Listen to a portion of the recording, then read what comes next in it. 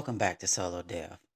Over the past few weeks, I've embarked on a long-term journey, building a sample Unreal project from the ground up, and we'll be learning it together, bit by bit. Our goal? To explore and experiment powerful features in open world map streaming, the gameplay ability system, state trees, asset registry, and more, using only free assets from the Fab Store. I've been building this primarily in C++, with Blueprints making a few guest appearances along the way. I'll drop the GitHub repo link in the description so you can follow along and grab the latest code at any time because this project is firmly still in progress. As I nail down each feature, I'll be making dedicated videos to walk through them. In today's session, we're diving into something exciting yet evolving: how to build an advanced state tree with custom C++ evaluators, conditions, and tasks to supercharge our AI logic.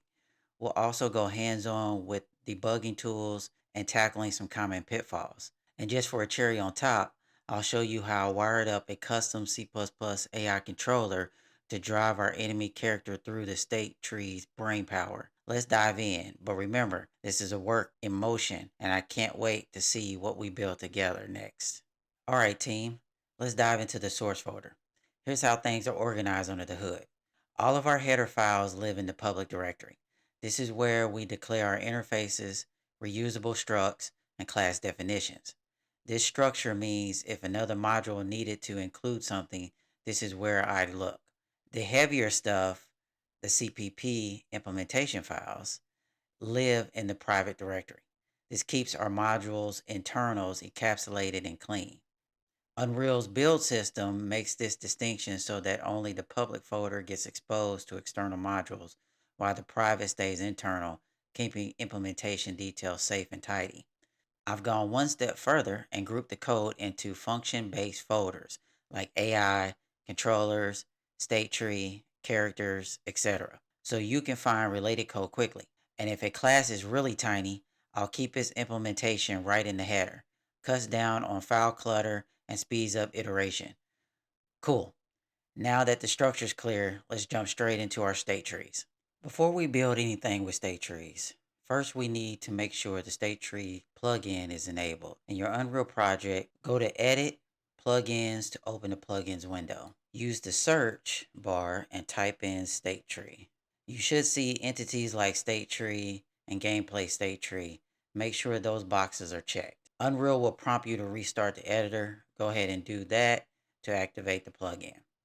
Once we're back in the editor, let's create a new state tree asset.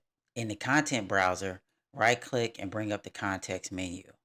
Navigate to artificial intelligence, click state tree, and this will generate a new asset. In today's video, we won't start from scratch. Instead, we have a prefab state tree already added to our sample project. We'll be working on that one, exploring how it's structured, enhancing it, learning as we go, with more videos coming as we build features over time. Let's open it up and dive in. So what is a state tree? Think of it as a supercharged offspring of two familiar AI systems, behavior trees and state machines. It combines the hierarchical selectors from behavior trees with the state and transition flow of traditional state machines into one elegant framework. At its core, a state tree is a tree of states, starting at a root and branching down. Each node can have child states, selectors, leading to a leaf states where actual behavior happens. Here's how it works step by step.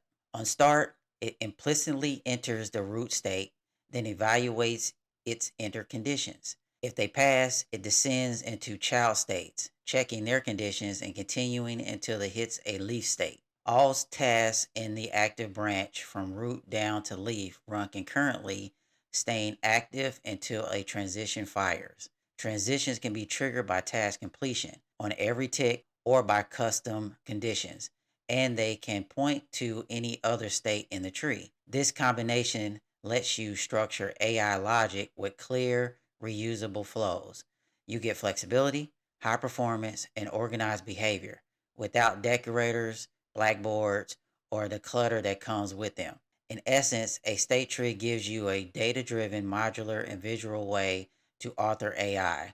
It's got the best of selectors, plus state logic baked in, making it powerful, intuitive, and feature ready for UE5 AI developers. Let's take a closer look at the state tree editor. It's made up of three main sections with the details panel on the right used to edit whatever currently selected in the states panel. We'll start with the asset details section. Think of this as everything that's global to the entire state tree. First up, the schema. This defines the type of state tree you're working with. In our project, we're using the state AI component schema, which is more advanced and ties into an AI controller. There's also a simpler state tree component schema, great for objects that don't need AI controller to handle their logic. Both schemas have access to the context actor, but only the AI component schema can access the context AI controller. You can even create your own custom schema. While it's not required for our sample, I built one called PGAS Enemy AI State Tree Schema so I could show you how it's done. You can find it in the source folder under State Trees Schemas. In it, I've set up our custom enemy character class and custom enemy AI controller class as the context value. You can see these same values listed in the context section. Context is important because every evaluator, condition, and task in our state tree can reference these classes to get their job done. Below that, you'll see parameters. These are global variables that every evaluator, condition, and task has access to. Next are evaluators, which we'll dive into shortly. After that comes global tasks. We're not using any in our sample, but just know that these are tasks that run for the entire lifetime of the state tree. I'd recommend only using them when absolutely necessary, as they run continuously. And finally, there are theme colors. These let you color code your states so you can quickly spot and organize them visually in the editor. Let's take a look at our custom C++ AI controller. You'll find it in the controllers AI folder in our example project. Every enemy uses this controller. This AI controller exposes stimuli for our enemies. Right now, we've got sight, hearing, damage, and general perception all set up. It also defines two multicast delegates that broadcast when certain events happen. On damage, when the AI takes damage. On sight, when it sees an actor, detected or forgotten. And on hearing, when it hears an actor, detected or forgotten. These delegates make it easy to trigger event driven reactions in either C++ or Blueprint, so we're not constantly polling for changes. We also have several helpers that simplify common tasks like retrieving all sensed actors or manually reporting damage and noise events. Now, one more important detail. This AI controller also tracks the enemy's acquired target. At first, this may seem like we're doing double work because our perception evaluator in the state tree also tracks a target, but here's the difference. The evaluator's target tracking is for internal state tree logic. The AI controller's tracking exists outside the state tree, so other systems can easily access it. This separation gives us flexibility. For example, in the future, we'll be splitting out our control and combat states into their own state trees, which means we can build modular state trees for different enemy types without duplicating work. From experience, I found this method is more reliable than trying to pass a target from a master state tree down into a linked state tree. It keeps everything modular and easier to maintain. All right, let's demystify this thing called an evaluator. When I'm building AI with Unreal State Tree, I picture the whole system like a newsroom. The tasks are the reporters, they go out and do stuff. The transitions are editors deciding what stories run next. And the evaluators, they're the researchers working in the background, pulling in facts so everyone else can make smart choices. Concretely, an evaluator is a lightweight C++ or Blueprint class that runs on a schedule, usually every tick or at a custom interval. Its sole job is to observe the world, crunch a quick piece of logic, and stash that result in the state tree context. Think of it as the AI's heartbeat monitor. Is the player within 10 meters? Is my stamina or my health below 20%? Did I just spot an enemy target? Every frame, it updates these vitals. So when a transition checks a condition, the answer is already waiting. No expensive queries, no tangled blueprint spaghetti. Because evaluators never execute actions, they're dirt cheap and thread safe. They just collect data, keep it current, and hand it off to the decision makers. Strip away the fancy name. An evaluator is simply real time situational awareness package in a reusable class. In our sample project, I've built three custom evaluators. They gather key information about our AI's world, specifically our context actor, the enemy character, the player character, and the AI stimuli around them. First up is the context actor monitor. This evaluator keeps track of the enemy's current health. As the project evolves, we'll expand into monitoring additional metrics like stamina, status effects, other special conditions. Next is the context actor stimuli tracker. This one's like the heartbeat of the state tree. It detects when the enemy is damaged, when it sees or hears an opponent, and when those senses are lost or forgotten. That constant feedback loop is what keeps our AI aware and reactive. Finally, we have our player monitor. This evaluator records the player's distance from the enemy, their gameplay ability system, character level, whether they're currently attacking, or even whether they're dead. All of these evaluators feed their data back to the state tree as out parameters. And like I mentioned earlier, this data is refreshed continuously. So conditions, tasks, and other state components always have the latest information to make smart real time decisions. Let's go over how to create an evaluator in C++. In our project, you'll find all the evaluators inside state trees evaluators folder. Each one is built on Unreal's Use State Tree Evaluator Blueprint based class. Every evaluator implements two key overrides. Tree start, call when the state tree starts running. This is where we put our gathering logic, anything we want to initialize or start tracking right away. Tree stop, call when the state tree stops. This is where we handle cleanup such as unregistering delegates or resetting variables. There's also an optional get description function. This controls the text you see in the evaluator's top bar inside the state tree editor. You can customize it to be as simple or as detailed as you want, which is great for keeping complex setups easy to read. Next, we define our properties, and here's where the category metadata really matters. Context tells the evaluator to fill this property with the value from the state tree's context. For example, if I want my AI controller property to reference the AI controller context value, I just set its category to context. Input means the state tree designer needs to assign a value in the editor.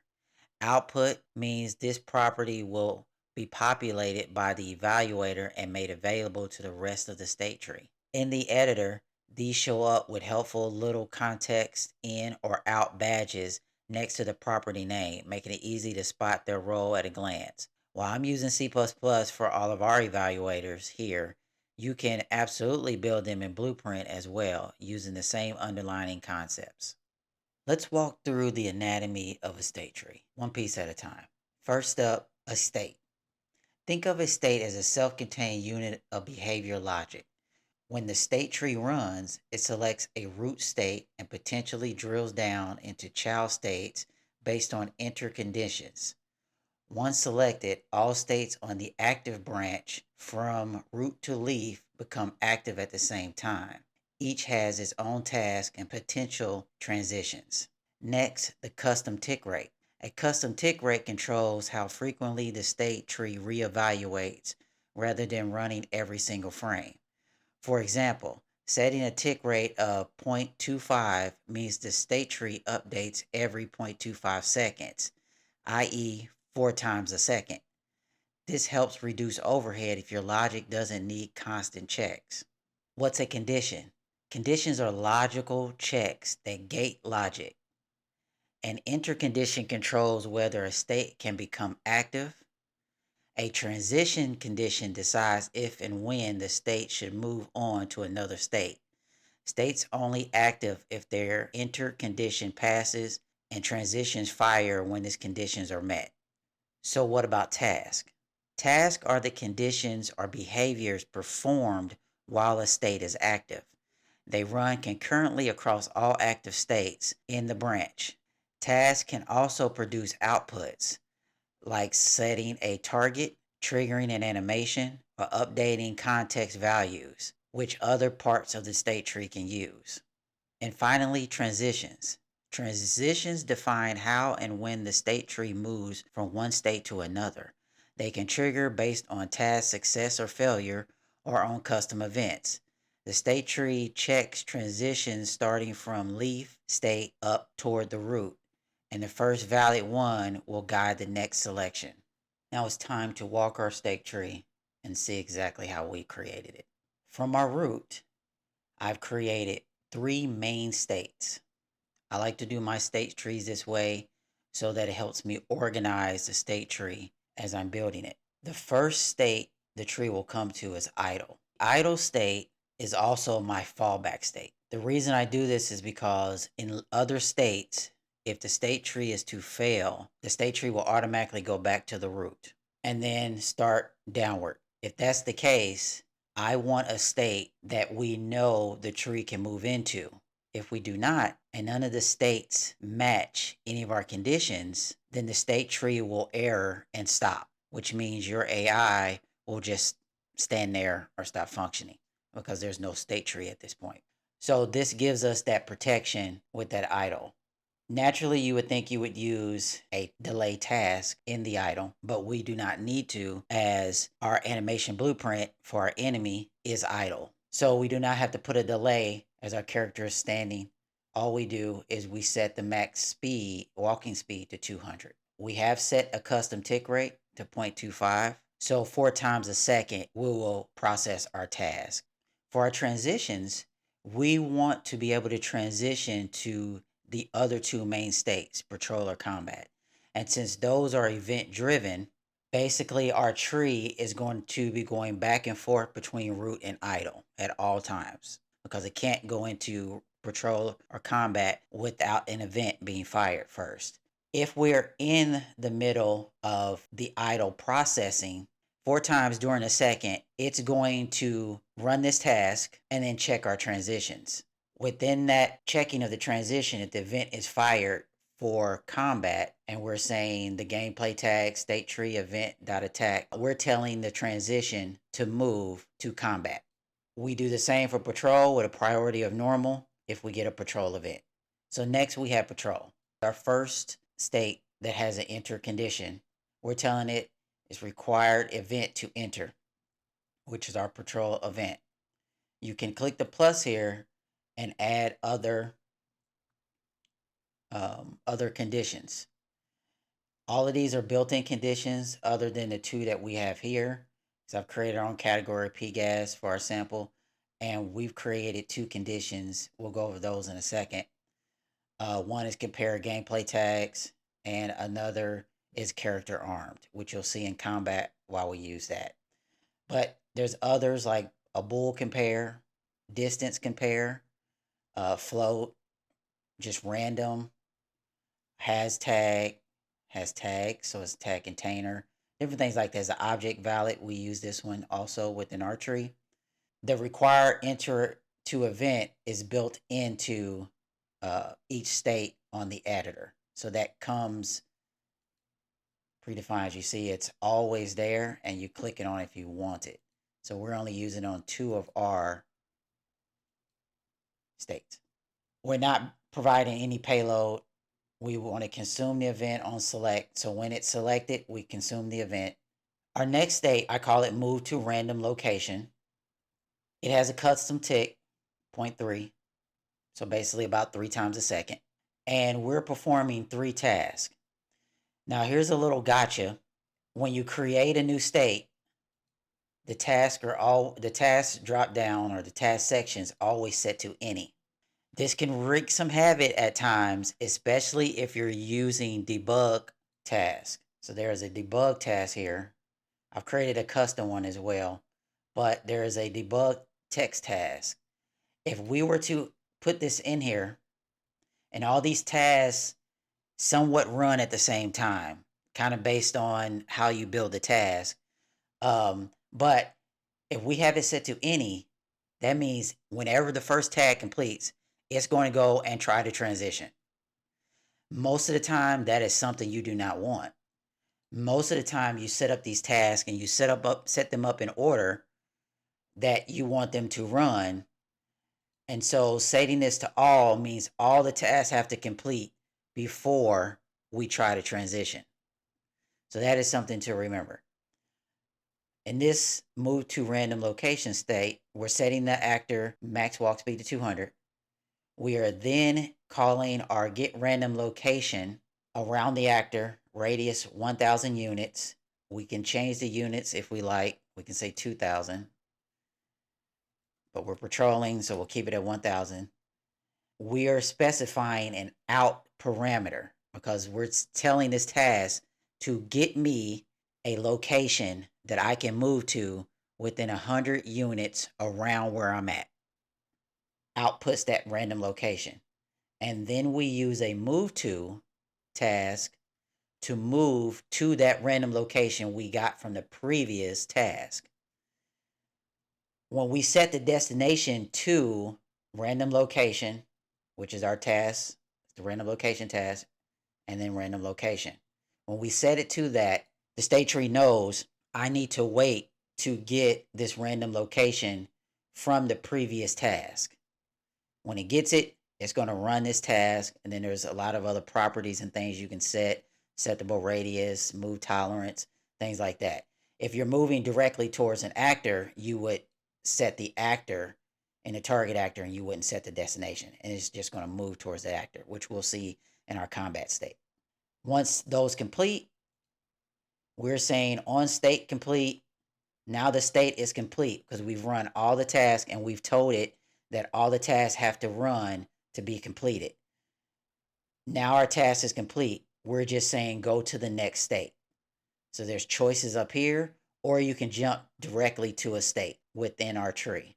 So our next state is a look around state. So basically it just pauses. The character looks around as part of their patrol sequence, and we use a simple delay task.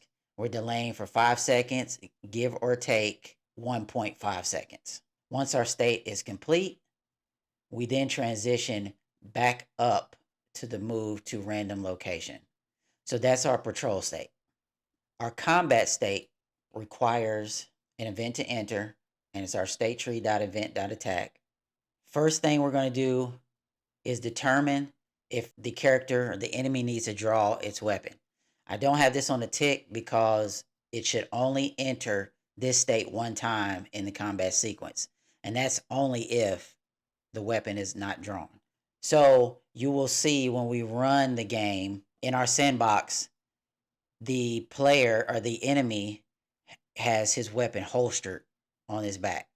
He will then grab that weapon if it is holstered on his back. This is where we use a custom condition. So this custom condition is this one here. Is character armed? We'll look at the code shortly. Our context, our character context that the condition takes is mapped to our actor, and the AI controller is mapped to the AI controller. That's that mapping we talked about with the context for conditions. It's the same for tasks as well. We are inverting, meaning we're doing the opposite. So it's checking to see if it's armed, and it's going to return a true or false, a true if it's armed, false if not. We want to invert that because we want to enter if it's the opposite of being armed. So basically, it returns false. That's when we want to enter. And when we enter custom task, and the custom task is play montage. I created a custom task. One, you have to if you want to play a montage within the state tree because there's not one that's built in. And also, we don't want to have the task set itself to successful or failed until the montage is mostly finished or has completed. And we have a play rate, so you can up the play rate if not. Once completed, we go to the next state. Our next state is a basically a container state. Now there are such things as container states, which are groups. So I kind of use the word interchangeably, and that's not exactly right. But our next state is attack slash defense, which then automatically goes into the following state, which is player dead. So we're checking to see if the player is dead. So at this point, we could have went through several loops of our attack defense sequence, and the player could have died. At that point, we want to stop, and we're returning to idle, but technically the game would be over, so the state tree would stop. So we could just tell the tree to succeed, and then that stops the state tree because the state tree itself has succeeded. Our next state is flee. This gives an example of monitoring our character and our character's health. Over here in our evaluator that monitors our enemy's health, we check this health as our condition.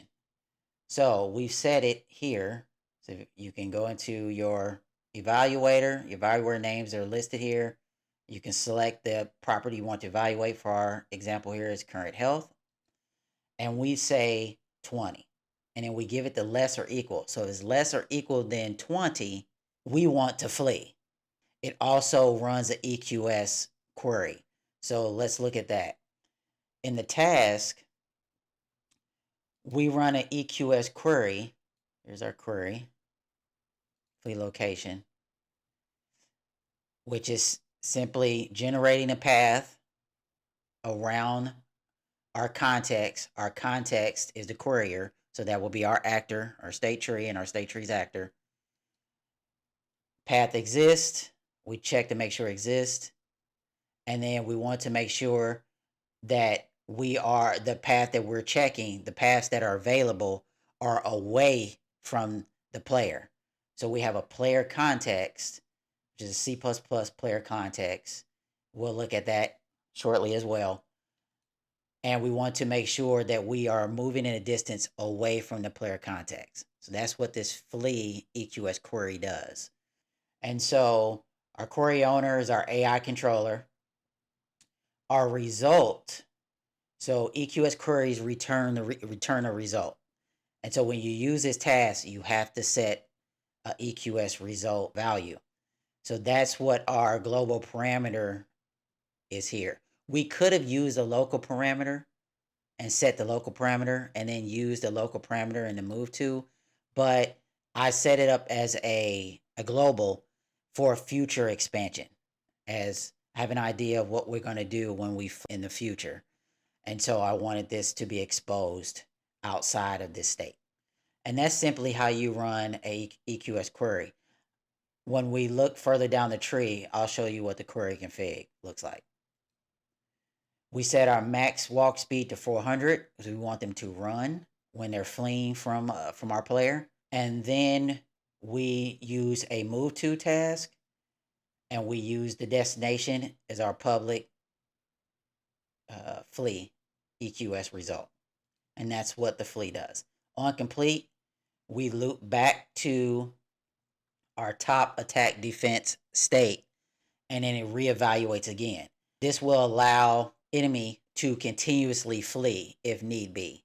Then we go into our defense. Now the defense is very simple here, and over the course of time as we're creating this project, we're going to upgrade the defense more. For now, we have a simple defense. We're monitoring the player, and if the player is attacking, and that comes from our player monitor evaluator here, is player attacking. So our condition to enter here is true, or is player attacking is true. If that's the case, then transition to the next state, which is block. And for block, we are performing the game state ability, and then it will perform a block. Once that complete, we transition back up to our top container here, and then we start all over again.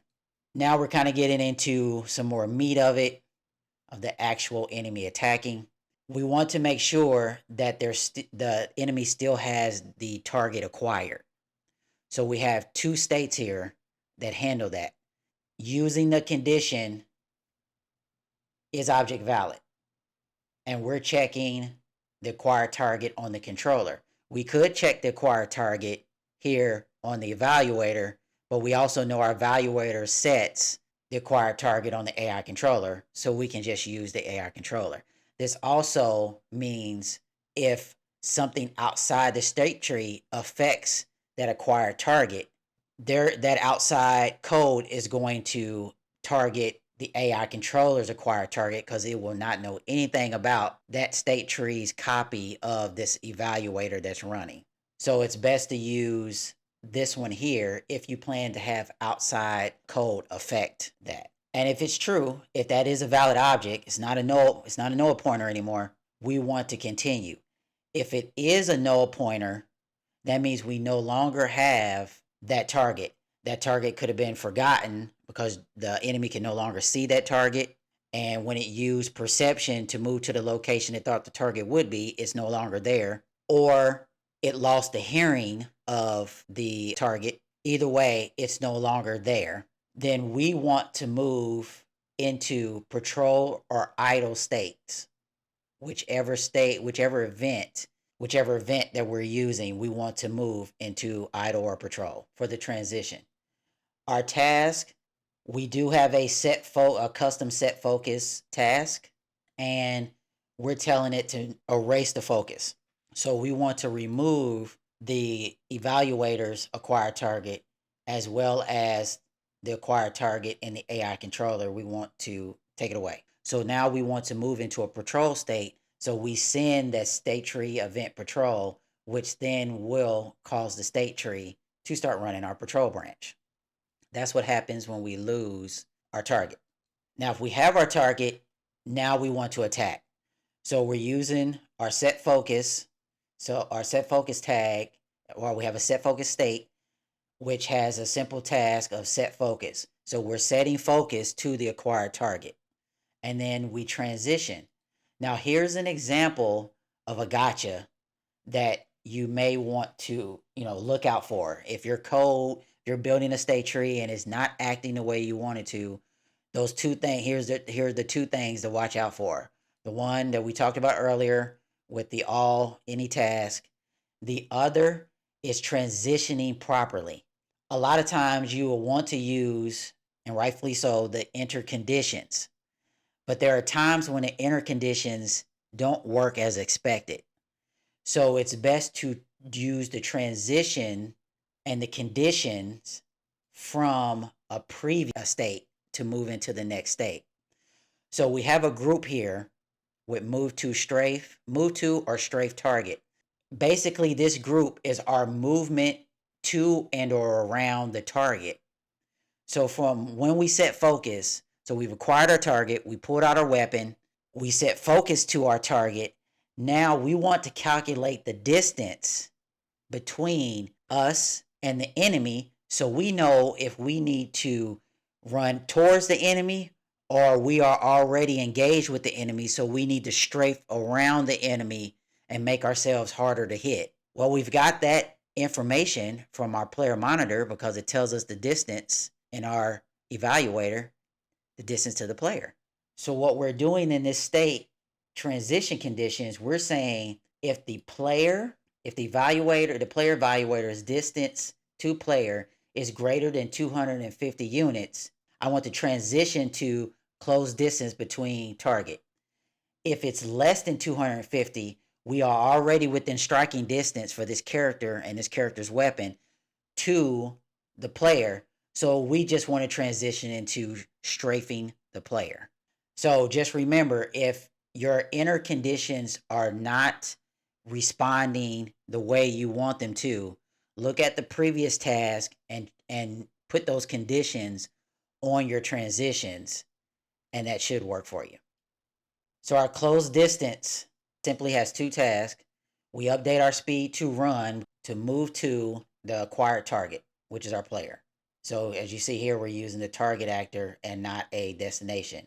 So we want it wherever the player is, because the player could be moving at the time.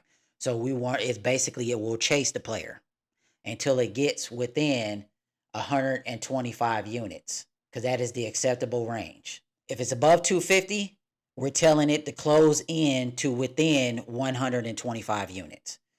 If we're going to strafe, then we're running the strafe EQS query, which is a donut query. And we set up parameters here for inner radius, outer radius, and points per ring. This is now where you can see the query config. So those three parameters we set up, the state tree editor knows that once you set the EQS, and this allows us to update these values based on this state tree and this character. So we can have a completely different state tree and set different values because that's a different type of character. It could be a range character or something like that. So we want to stay even further, want to have a bigger radius or something to that effect. And then we set our strafe, the return of the EQS strafe donut to our strafe EQS result global parameter. And then we do a move to that destination and we've set it there. Also, if you noticed, these parameters here can be set by global variables. So if you wanted to set up global variables here, get those values from Evaluator, you can do that, or just set up parameters on the state and feed them that way. You can do it that way as well. Okay, then we do a slight fourth of a second pause before we tack. And then we're just going to move directly to our perform. We're going to transition directly to perform attack. Now, perform attack is where we created another custom task. And this custom task, similar to our perform block custom task, which basically is calling gas to do this. We're doing the same thing with perform attack. We're calling gas. And we set it up a little bit differently. It's an array. So you're putting in attack ability tags. So gas ability tags. Our enemy had 4 or 5, but I only have 3 here listed. So we have a sword slash low, and a sword slash spin. So it has 3 different attacks. It's a custom task, so we can upgrade it in the future to do even more. But it evaluates the number of arrays you put in there and the weights that you have with each one. And we have it set to random. So once it evaluates these 3, it randomly selects which attack it's going to perform. And then it tells gas, perform the attack. Or we can set it to sequentially, and it's going to do all 3 attacks in a row. So if you want your enemy to be a little more predictive, say your low-level enemies are very predictive, you've given them a variety of attacks, but they do the attacks in an order. So your player can catch on to the pattern and kind of know exactly how to defeat these lower-level players. Once it's complete, we go all the way back up to our attack defense state, and then we start it all over again. And this is our attack defense loop that creates our state tree. So let's play, and you can see it in action.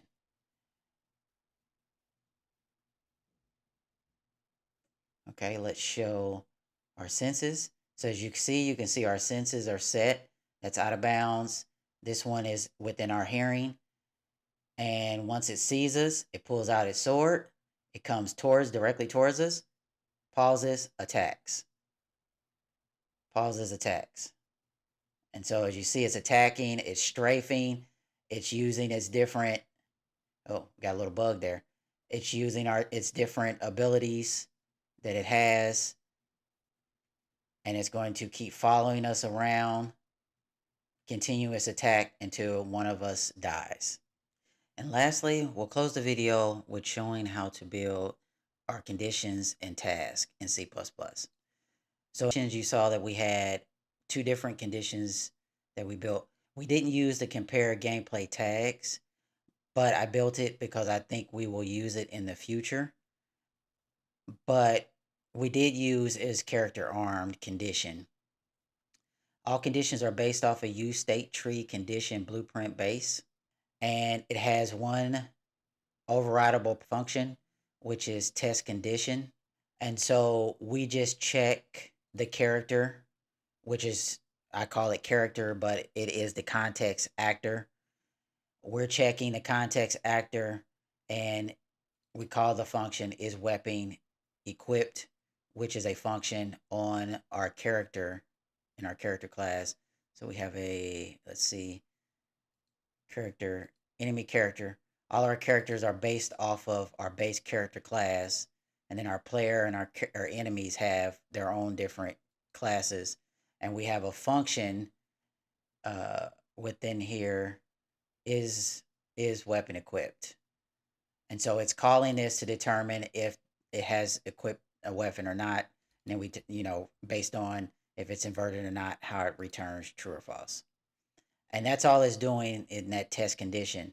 When creating a condition, you have the function test condition that you override and put your logic in. And then just like you saw with evaluators, we have our character, our actor and AI controller properties that we have access through the context. And then we have our property here that lets us know if we want to have this inverted or not. And just like evaluators, there's a get description property. Um, and we're just saying checks if the context actor is armed. And so that is that value you see here, that description checks if context actor is armed. You also see that here, which is why the description is very important, because I can look at the tree and visually see what is going on with that tree without even having to go into it and investigate. It's telling me. All right, so that is the conditions and task. We'll look at, so we'll look at two of these. So the play montage, this one's using the use state tree task blueprint base. And it has a constructor. We're telling it that it should call tick. You have to set should call tick equals to true for the tick event to actually fire on C++ task. Our context, that property montage, so allows us to specify a montage, and our play rate. Now, as you notice, our category, I use the word task. You can use any word if you're not saying input, output, or context, just like you would do with any of your C++ structs or properties, anything like that. But if you notice, it's the montage. Yes, here's the montage. It still allows us to set the properties. So we could have a property, a global property that is a montage and a montage. And we could, that's called new property. We could set this to new property, or we would name it, of course, something more identifiable. But so the context input requires you, if we set it to input, it requires you to provide a link to the property. If you don't set input, but it's still an input value, like we done with the play montage task properties, we just set the category to task. You basically can have it both ways. You can set it, or you can set it directly or use a property. So that's a little tip. We have our get description. So if we have set a montage, then we get the montage name. And this is how you can customize your descriptions. So we're returning values here. So this is play montage. It's going to say our montage, and it's going to say at the speed of. And if we go into the editor, you see this play montage AM sword unsheath, which that's what it is, at speed rate of 1. We would also see that here, so we know exactly what's going on. This is why descriptions are important, and I'm kind of harping on them, but it helps when you're sharing these with anybody else, or you come back to this 2 or 3 weeks or a month later and say, okay, what is this doing? You'll know exactly what it's doing because you've set up your task, evaluators and everything that have good descriptions. So as far as the functions, there are three to override. There's an enter state. When the state is entered and the task begins to run, this is the function you want to start setting things up and performing actions.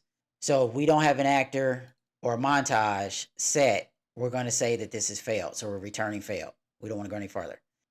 In this example, since it's playing a montage, we need to get the anim instance for the actor skeletal mesh.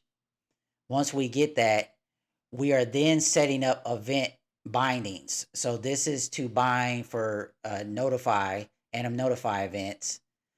And then this is to bind for the montage events themselves. And this is going to be very important here in a second. And then we play the montage. Then it's very important to set the state tree to running. So when you're doing something that's like an animation montage, in the interstate, you want to say, when this ends, you want to say, this is running. That means the task is still running. So it doesn't try to mark it as complete. We want it to say it's still running. Then on the tick, what we're doing is we're checking a flag to see if the montage is finished. If it hasn't finished, so say for example, the montage takes a whole second. It's a 60 frame montage. It takes a whole second. This is going to be running 60 times per frame. If you achieve the acceptable level of performance for your game, you're running in 60 frames per second. This tick is going to run 60 times for this task. So we want to make sure if it's not finished, we want to keep telling the state tree that we're still running. If it is finished, then we want to say, yes, we're done. We succeeded. And as exit state, we want to unbind all our bindings. So we remove all our bindings to the events. Just in case we stop the task for some other reason, then we want to stop the montage with a 0.2 second fade out or blend out. And then we have some properties here. Here's our montage finished flag. And here are functions. These are the bindings that consume the events. So when the montage started, we're just logging at this point. But when it ends, this is when we set our flag to true, which we know then in our tick that we need to say, yes, we're done with this task and we exit. So perform attack. This is for our enemy to perform attacks. We have a enum. This is our enum for random and sequential. We have a struct that represents the array item, and it has these two properties in it: ability tag, selection, weight. And that's what these here for, and it's in this struct. And then we have an instance data struct, which is nothing other than a struct that has our values, the values you see in the editor on it. So there's two ways to create some of these components. Task, I like to create majority of my tasks using the state tree task common base. The play montage task actually uses the state tree blueprint base because I needed to use a class to trap the events, to bind the events. You can't bind the events in a U struct. So that one uses a class. However, all the other tasks use the state tree task common and a U struct. And so we're telling it what's our instance. So our instance type is that structure above. And then the editor uses get instant data type. So it knows when it looks at this task, where's the instance data coming from, so it can display it in the editor. And that's how it knows. It looks at this function. And so we're returning this static struct, which is the struct here. And then we have the same enter state, tick, and exit states. And this, for this example, in the performance state, we're not doing any exit state code, but we are playing a montage ultimately. So it continues to run as the actor is attacking. So we have on the actor class is attacking. So while a montage, a game play ability is running, this is true. It's saying that the actor is attacking because it's currently attacking using a gameplay ability. And once this is no longer true, we set it to succeed, and that means that the task is over. So it's similar to the other play montage. You just don't have the montage playing code right there because that's in the gas ability that it's going to call. And that's pretty much how you build task and how you build conditions. And we saw earlier in the video how to build evaluators. And using those components, which are states, you can create advanced state trees that are easier to build, easy to maintain, and are very performant. I hope you guys learned something on this one. It's kind of a longer video. I had built two previous videos, and I planned to create these into a series of videos, but because I have a less amount of time to actually create these videos and edit them and get them out, it was best that I just put it all in one video that you all can consume. Don't forget, all the code for this is on the GitHub and the link in the description. Thanks, everyone. See you next time.